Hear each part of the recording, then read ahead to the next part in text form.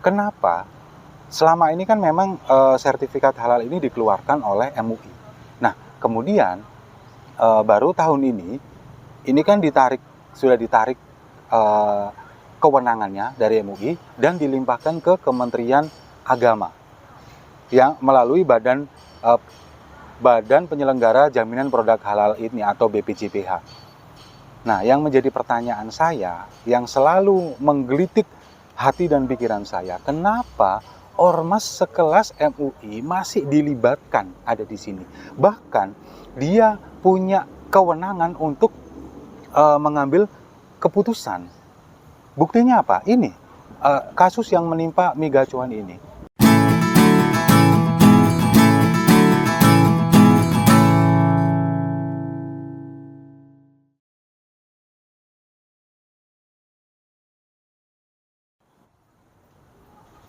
Salam damai untuk Indonesia. Berjumpa lagi bersama saya, Papa Dimas. Info kali ini datangnya dari polemik tentang Mi Gacuan yang susah mendapatkan sertifikasi halal gara-gara masalah nama. Cuman masalah nama, sertifikat halal nggak muncul. Nah, tapi sebelumnya saya ingin klarifikasi dulu ya. Ini nggak ada endorse sama sekali dari Mi Gacuan. Saya cuma ingin mengkritik kinerja dari Kementerian Agama dan juga MUI. Tapi kalau misalkan Mi Gacuan mau endorse, boleh, silakan. Nggak apa-apa, kita buka selebar-lebarnya. Tolong Mi Gacuan jangan dianggap bercanda, ini serius ya. Ya, jadi gini, polemik ini terjadi sekarang di mana Mi Gacuan ini nggak bisa mendapatkan sertifikat halal. Mungkin buat pemirsa Siwo TV yang ada di Pulau Jawa ataupun juga di Pulau Bali, mungkin beberapa sudah tahu ya dengan Mi Gacuan ini. Mi Gacuan ini memang sudah terkenal dan cabangnya pun sangat banyak di Jawa Bali. Di kota saya pun sepertinya ada 5 atau 6 cabang gitu. Nah, tapi yang menjadi masalah sekarang, Mi Gacuan ini nggak bisa mendapatkan sertifikat halal. Permasalahannya adalah ada di nama. Nah, yang pertama, nama brand sendiri, Gacoan. Nah, dari pihak Kementerian Agama yang diwakili oleh MUI, karena nanti akan saya jelaskan tahapannya, kenapa kok ada di tangan MUI. Pihak MUI sendiri ini mengatakan bahwa nama Gacoan itu diambil dari KBBI, Kamus Besar Bahasa Indonesia, itu mengatakan bahwa artinya taruhan. Padahal nama Gacuan sendiri itu multitafsir sebetulnya. Kalau untuk anak-anak milenial, anak-anak zaman sekarang lah, zaman now lah ya, Gacuan itu bisa dibilang sebagai gebetan atau orang yang didekati untuk dijadikan pasangan. Itu Gacuan versi anak-anak milenial. Nah, kalau versi KBBI mungkin taruhan bisa jadi. Tapi kalau menurut si pemilik Mi Gacuan ini, nama Gacuan ini diambil dari bahasa Jawa. Karena Mi Gacuan ini kan awal mulanya itu tahun 2018 kalau nggak salah. Itu pertama kali ada di Solo, Jawa Tengah. Nah, nama Gacuan sendiri ini dari bahasa Jawa. Kata dasarnya gaco. Gaco itu adalah jago. Jadi Gacuan ini artinya jagoan. Sesuatu yang bisa diandalkan dengan harapan nantinya mie ini bisa menjadi yang nomor 1, menjadi jagoan di seluruh Indonesia. Dan itu terbukti di seluruh Jawa Bali, cabangnya pun sudah ratusan. Tapi pihak MUI masih bersikeras dengan nama Gacuan ini bersinergi atau sama artinya dengan taruhan berdasarkan KBBI, Kamus Besar Bahasa Indonesia. Lalu nama berikutnya itu adalah nama produk dari Mi Gacuan sendiri. Ada mie setan, ada mie iblis, kemudian ada es pocong, es kuntilanak, es genderuwo, sama satu lagi es sundel bolong. Nah, ini kan nama-nama setan semua. Sekali lagi, saya bukan promosi Mi Gacuan ya, bukan endorse ya ini ya. Tapi kalau Mi Gacuan mau endorse silakan. Nah, jadi untuk tahapannya, ini tahapan dari saya mencoba mencari tahu bagaimana sih tahapan untuk mendapatkan sertifikat halal ini dari Kementerian Agama. Saya coba bacakan dulu ya. Nah, tahapan yang pertama itu pelaku usaha atau pemilik produk makanan maupun minuman perlu mengajukan permohonan jaminan produk halal dengan melampirkan kelengkapan dokumen yang dibutuhkan. Kedua, akan dilakukan proses pemeriksaan kelengkapan dokumen oleh Badan Penyelenggara Jaminan Produk Halal (BPJPH) untuk menetapkan lembaga pemeriksa halal atau LPH. Yang ketiga, akan dilakukan pemeriksaan halal atau tidaknya suatu produk oleh LPH.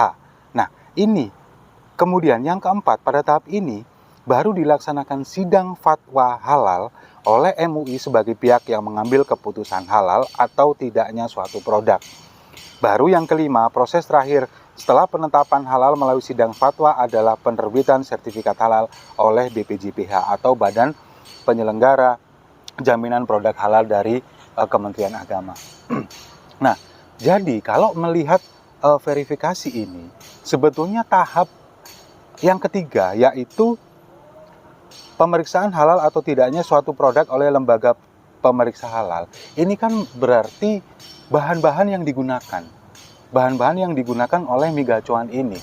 Nah, sebetulnya kalau melalui tahap ini sudah lolos. Berarti bahan-bahannya memang sudah dijamin halal. Dan dari pemilik sendiri ini juga sudah memastikan kehalalan produknya. Bahan-bahan yang kualitasnya dijaga. Kemudian juga cara pemprosesannya. Ini semua dijamin halal dan terbukti sudah lolos di seleksi yang ketiga ini.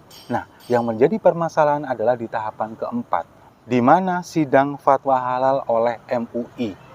Karena, jadi begini, permasalahan penggunaan nama ini berdasarkan fatwa Islam nomor 23.475 yang di sana dituliskan adanya larangan untuk menggunakan istilah yang mengandung makna negatif dalam Islam.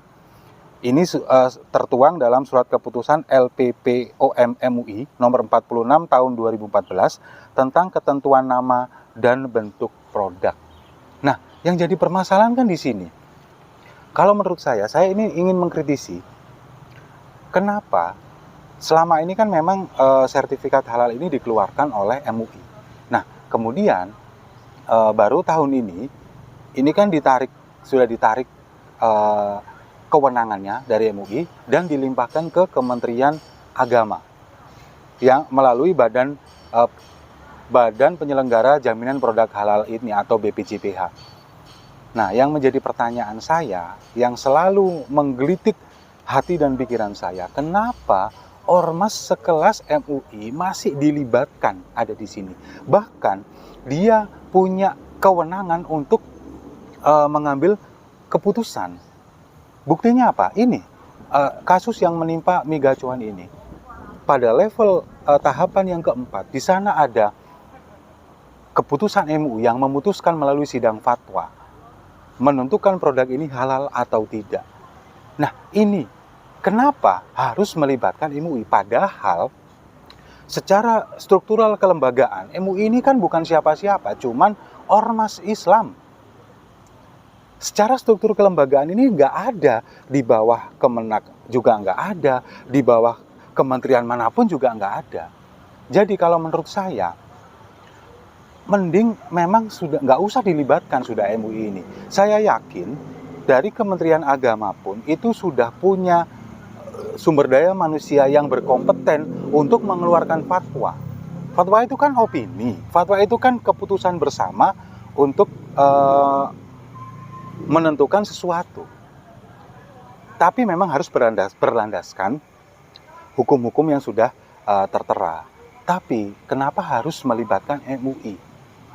MUI ya kalau menurut saya sih lebih baik memang dibubarkan saja lah. Nggak ada gunanya juga.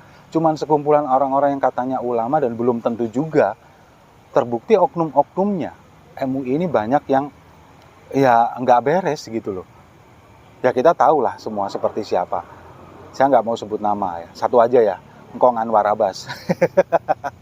Kita tahu lebih banyak bermain di politik, lebih banyak mengomentari kebijakan pemerintah daripada mengurusi sertifikasi ulama. Kemudian juga kalau misalkan ada beberapa kasus tentang pencabulan yang dilakukan oleh pemuka agama, oleh pemimpin pondok pesantren, oleh guru ngaji, tapi diam MUI ini. Nah, disinilah kenapa kok harus melibatkan MUI? Yang ingin saya kritisi di sini dari Kementerian Agama, saya yakin Kementerian Agama ini sumber dayanya sudah mumpuni, orang-orangnya pasti mereka juga di Bimas Islam itu pasti juga punya kemampuan untuk mengeluarkan fatwa, untuk menentukan sidang fatwa. Kenapa harus melibatkan MUI? Dan kalau MUI sudah nggak dipakai, misalkan menggunakan SDM yang dari Kemenak sendiri, aturan yang tadi melalui tentang nama penggunaan produk kan juga bisa direvisi. Masa iya cuman gara-gara hanya nama setan, ini terus akhirnya nggak bisa mendapatkan sertifikat halal. Ini juga ada terjadi pada produk rawon setan yang ada di Surabaya. Mungkin pemirsa Siwo TV beberapa sudah ada yang tahu ya. Di Surabaya ini ada rawon namanya rawon setan. Kenapa dinamai rawon setan? Karena bukannya memang tengah malam. Makanya dinamai rawon setan karena identik dengan setan yang keluarnya tengah malam. Nah, kalau mie gacoan ini untuk nama-nama mie-nya ada mie setan dan mie iblis ini, itu kan dinamai untuk menentukan level kepedasan sebetulnya. Dan banyak juga produk-produk lain seperti sambal setan atau apapun yang menggunakan nama setan, saya yakin juga nggak bisa mendapatkan sertifikasi halal hanya karena nama. Ini yang jadi menurut saya polemik yang sebetulnya nggak perlu terjadi. Yang penting sudah lolos di seleksi tentang bahan-bahan dan cara pemprosesannya yang sudah sesuai dengan aturan agama, sudah layak mendapatkan sertifikat halal. Kenapa masalah nama harus dipermasalahkan begitu loh? Ini yang harus mungkin perlu dievaluasi oleh Kementerian Agama, kemudian juga orang-orang yang ada di sana bisa menentukan fatwanya sendiri, kemudian juga mungkin bisa direvisi segala macam keputusan atau dalil-dalil yang masih dibawa dari kewenangan MUI yang dulu. Dan sudahlah, MUI itu nggak usah dikasih kewenangan apa-apa, sudah nggak perlu. Sudahlah, yang penting sekarang dari Kementerian Agama sendiri, dari orang-orang dari internal Kementerian Agama sendiri, secara kelembagaan yang terstruktur, ini juga saya yakin pasti banyak SDM yang berkualitas untuk menentukan fatwa ini. Jadi mungkin saran saya juga untuk pemilik mie gacoan sebetulnya nggak masalah. Kalau misalkan seperti pemilik rawon setan ini juga sampai detik ini mereka nggak mempermasalahkan meskipun nggak mendapat sertifikat halal. Mereka tetap menjaga kualitas bahan-bahan mereka, cara memasaknya, dan semuanya dikembalikan kepada konsumen. Konsumen yang akan menilai ini halal atau tidak. Nah, mungkin untuk mie gacoan juga seperti itu.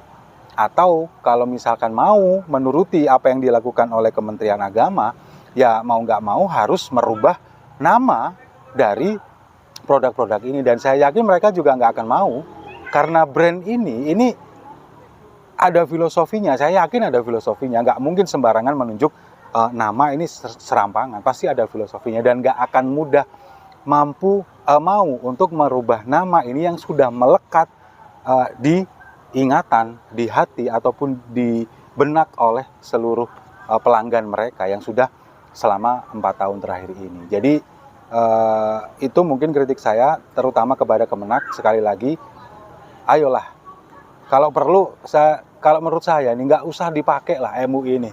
Saya yakin untuk sidang fatwa itu nggak perlu MUI, orang Kemenak saja juga sudah bisa. Saya yakin SDM-nya pun sudah mumpuni untuk melakukan itu, ya. Dan sekali lagi saya bilang ini bukan endorse dari mie gacoan. Saya cuman keresahan saya terkait kebijakan Kementerian Agama yang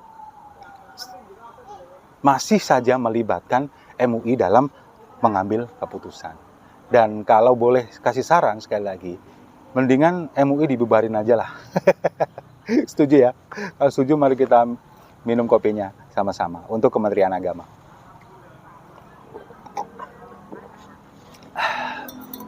Saya rasa itu, terima kasih sudah menyimak. Jangan lupa like, komen, dan subscribe. Salam damai untuk Indonesia.